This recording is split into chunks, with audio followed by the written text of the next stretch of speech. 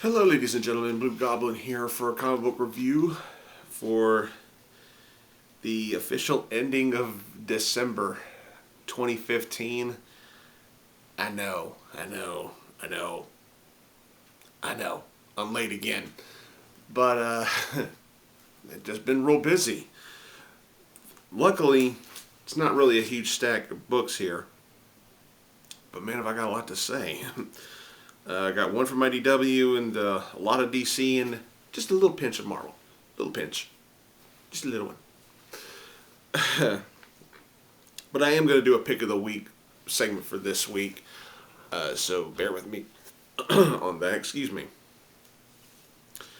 Alright, we're going to start off with IDW. We're going to start off with number 10 of Jem and the Holograms. This is issue number 10. It's the Archie variant cover. Oh well. The writing is still good. However, I like Thompson's writing on this series. However, I have to be perfectly honest. The interior artwork was the drizzling shits. It was bad. This is easily, so far, the worst artwork I've ever seen from this series. This is bad. This is really bad. A lot of the characters in here, this book is like over 80% girls. Yet there's some of them in here, they are drawn so masculine.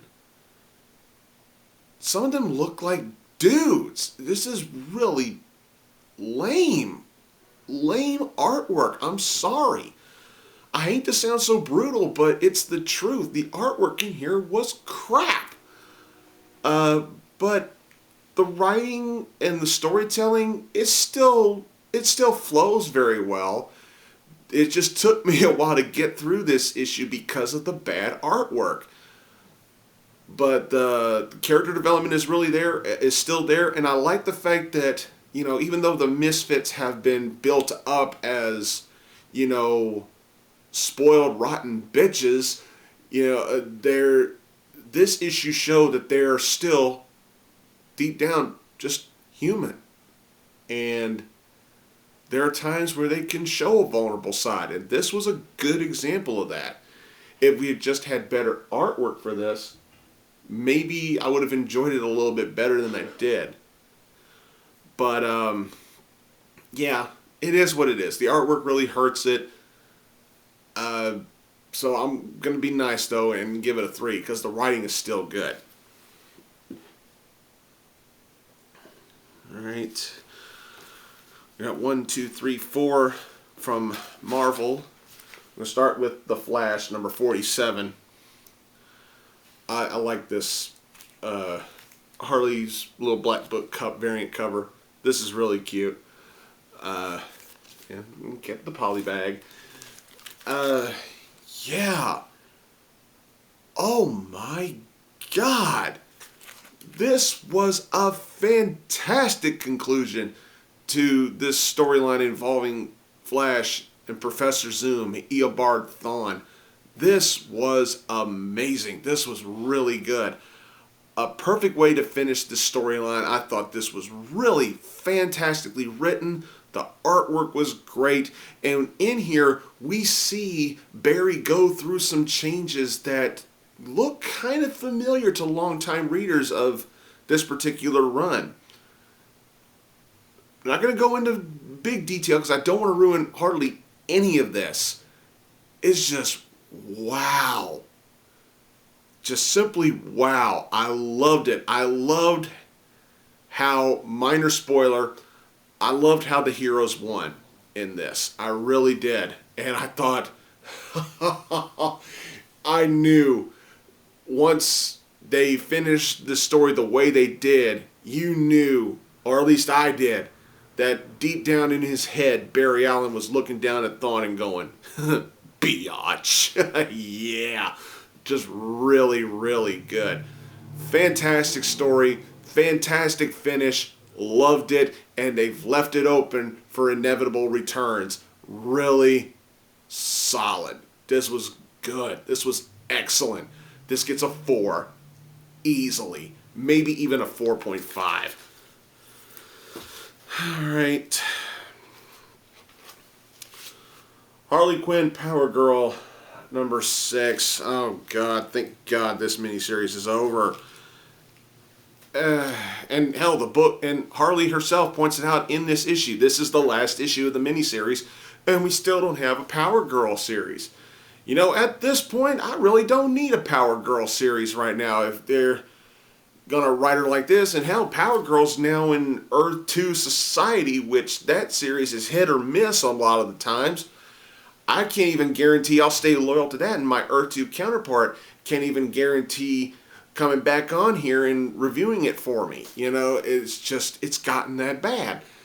But this finish was really blah. And, you know, truth be told, this was the most entertaining issue of the series, but it just still left me feeling like, it honestly, this whole miniseries made me feel like I just colossally wasted my time, because now that I've finished it, and now that I've seen how the story ends, I'm thinking to myself, oh my fucking God, I did not need this. This was a completely pointless and fucking irrelevant miniseries. If you missed out on this, don't pick this up. You don't fucking need this. Don't even bother getting the trade. And this is very rare for me to flat out say, do not buy this. You know, it's not the worst story in the world, but at the end of the day, after reading this, I'm thinking to myself, I never really needed this. I never really did. And, you know, despite the fact that I did just say this was the most entertaining issue out of the series, it's really not saying much. This barely came off as an average read at best, and I just didn't feel anything. I didn't laugh at any of the humor. It just didn't connect with me. So this barely gets a 2.5 at the best. Superman, Lois and Clark, number 3. Dan Jurgens, fucking love you, man. Fucking love you. You gave me back my Superman. You gave me back my Man of Steel. This is really good. That just sounded really wrong. This is continuing to be really good. We find out, you know, that through at the early point that Lois and Clark were stranded on the New 52 world, because remember, this is the Lois and Clark from pre-52, from our DC universe, not the New 52 shit. But ever since, you know, early on in their visit or stranding in the New 52 universe, we found out that Clark dealt with a certain individual who comes off very badass in the very brief introduction that we get from him, and his name is Blank. Yeah, really charming name. But once again, going for that stereotype, you know, going for that cliche of, you know, dark eyes and charming, witty banter. Oh, he's a bad guy. And I'm like, how many times have I seen a villain with dark eyes and a really smart-ass attitude? I've really lost count. So there's nothing original about this villain. But, you know, Lois and Clark keep talking about how they were nearly exposed the last time, and, you know, and how Clark is even going to follow, he's going to follow his son's school bus to make sure he gets to school safely. And now that he's done that, we get to see a little project that Clark has been working on ever since they got stranded in this world. Apparently, with what he has to work with, Clark has developed his own little fortress of solitude, and that's where I'm going to end it right there, because once we're shown what he's been doing and what he's constructed, we get to see what's in there, and we get to see what's coming up. Oh boy. This was good. Really good. I'm digging this series. This has been really fun. I hope they keep going with this. I don't know if this is meant to be a mini-series or an ongoing. I actually hope it's an ongoing. If it's a mini, oh well. If it's a mini, oh well, I'll still enjoy it. But I'm really hoping it's an ongoing, but who knows. But yeah, solid read. I loved it. Thought it was good. Not the strongest series, not the strongest issue, excuse me, out of the series, but it was still really good. It gets a 3.5. Alright, finishing off DC with Wonder Woman number 47, pencil sketch. I fucking love this cover. This cover is so fucking cute. I just love it. What is it about Harley Quinn kissing girls that just makes me just go, oh, yeah. This is, okay. Finch still does, we still got a Finch on the writing, and, artwork is pretty good. This issue wasn't as strong as some of the other issues have been, I'll say that. But the fact is, this was still not that bad. This was actually pretty good. Considering the fact that, Cheetah is the antagonist in this issue, and considering the fact that I just came off a Cheetah storyline in the Sensation Comics, I gotta remember, Sensation Comics totally differs from this Wonder Woman series. Sensation Comics can be told from alternate dimensions, alternate timelines, alternate universes and stuff like that. So you can get away with pretty much anything in that book. Here, not so much. You got to keep it straight flowing. And in here, we get to see that Cheetah's after something. She's after something that she believes will make her immortal, like the Amazons. Yeah, minor spoiler. We find out in here that the Amazons are quite a bit older than they look, including Diana. Apparently there's some sort of, artifact in a temple that keeps them young. And she's hunting down Cheetah, and she comes across somebody. Minor spoiler here. Diana comes across one of her brothers. She had thought all of her brothers were slain by Donna Troy and her rogue Amazons. But she found a survivor. And when you see him, ugh. Wow. When you see what he looks like in this issue, then you'll think to yourself, he has every right to be pissy. He has every right to be angry. He has every right to be just fucking pissed off. He has every right to be. And you see Diana cry tears of blood. And this isn't the first time I've seen Diana cry tears of blood where it looks like blood. Unless she just cries red tears. But it just looks really creepy sometimes when you see her cry. I guess her passion is much heavier since she's an Amazon or whatever. But the stuff with Cheetah near the end of the book, it taught an old lesson that has been taught several times. Sometimes the things you want really, really badly, it comes with a price. Now what that price was for Cheetah, I won't spoil. But I thought this issue was actually pretty good. Like I said, not the strongest issue. There have been other issues prior to this that have been a lot stronger than this. But this was good for what it was. This gets a 3.5. Alright, going on to the two Marvel books that I got. Starting off with All New Wolverine number 3. Tom Taylor, man, doing a good job with this, and Lopez's artwork is really good. Now it's so good to see Marvel actually following through with a next generation bringing up, a promotion. It's like Wolverine is dead, long live the all new Wolverine, and I really hope they stick with this for quite a while, because I know Marvel and I know DC, they just can't help themselves. It's gonna be. We know it's coming. We know it's only a matter of time before they bring Logan back. The Logan that died in the death of Wolverine. Not Old Man Logan. It's only a matter of time before they bring back Wolverine. And they'll probably have Laura go back to being X-23. But I'm digging Laura as Wolverine. I think she's doing a good job with the mantle. And in here, she goes face to face with Taskmaster.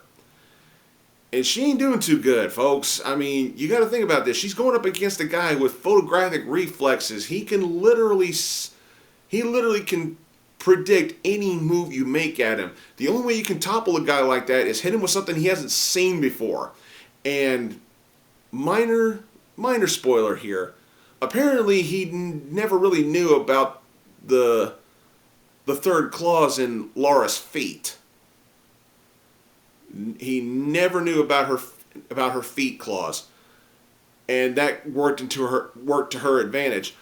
The other stuff that's going on in here with Laura's clones and everything, thought it was pretty good. We find out a little bit of a tragic detail about them, and we learn where Laura is wanting to take them for safety, and where she takes them. I'm not going to ruin that because it's making me just go, ooh, interesting. Let's see where they go with this shit. This was really good. I really dug it. Taylor tells a good story. The artwork was fantastic. I loved it. I thought it was a great read. Not the best stuff in the world, but for what I got, I liked it. It was great. Give it a 3.5.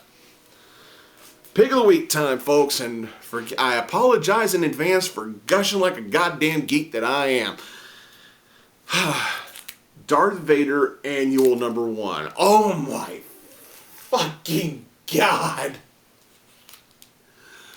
Force is strong in this one. Oh, wow. Kieran Gillen, Linnell Yu. Oh, wow. Good writer. Great artist. This was outstanding. This was so fucking great. I loved this from page to page to page. This was amazing.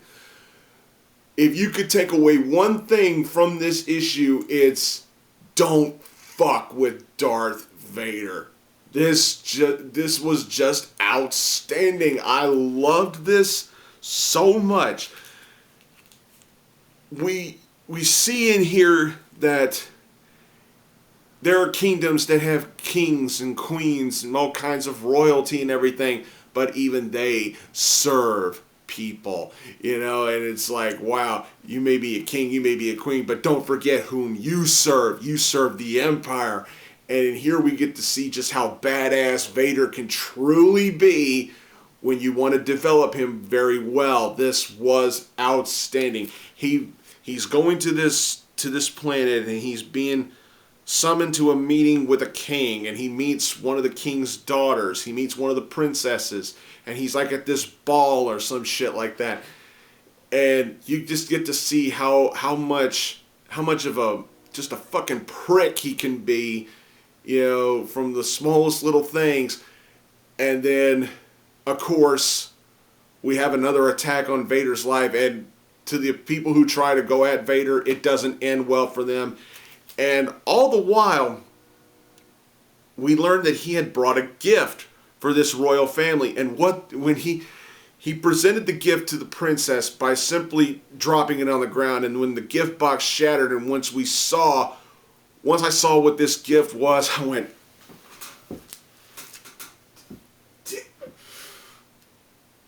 ooh,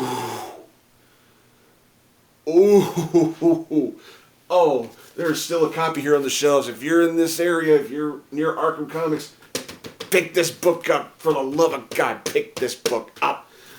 This is well worth $5. This was easily worth $5. This was fantastic. I couldn't find a single thing to nitpick about. This, you know what? Fuck it. I'm giving this book a 5 out of 5. This was perfect for me. Really strong book, fantastic writing, fantastic character development on Darth Vader. You don't fuck with Vader.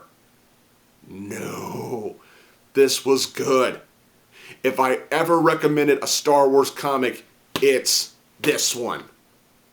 You must pick this book up. Trust me, you will like it. I do not want to find your faith disturbing. Forgive me. I'm a Star Wars geek. Always have been. Always will be. This was amazing. Like I said, 5 out of 5. Well, that's all I got for this particular review, everybody. I hope y'all enjoyed it. Please subscribe to this channel. Don't forget Blugoblin X, where I do my Midtown comic stashes. Plus, I just did a video. The link to the Blugoblin X channel, as well as others, will be in the description below. I just uploaded a little video review-ish to Marvel Universe Live. Great show. Go check out Arkham Asylum Studio. Jennifer and I have just uploaded a video not too long ago with some WWE action figures, well, mystery minifigures that you need to see. They're awesome. As always, shout outs to my bros, Deadpoolzilla, Brandon Hex, and of course, TheMtVernonKid. Thanks again for watching, everybody. Follow me on Twitter at Blugoblin01. Look for my Tumblr link in the description. Follow me on Pinterest, Facebook, or stick with me here on YouTube. I am Groot, and I'll see y'all later.